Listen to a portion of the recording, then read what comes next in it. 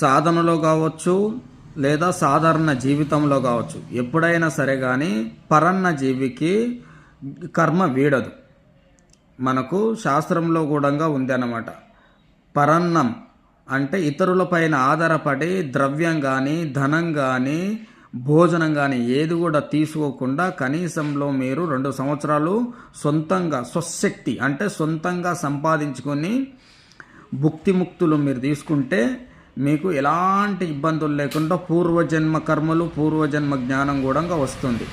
ఇది అర్థం చేసుకొని మెసులుకోండి. సొంతంగానే సొంత కష్టంతో భోజనం కానీ ఏదైనా కానీ సమకూర్చుకోండి. సాధనలో తొందరగా ఉన్నతులకు రండి.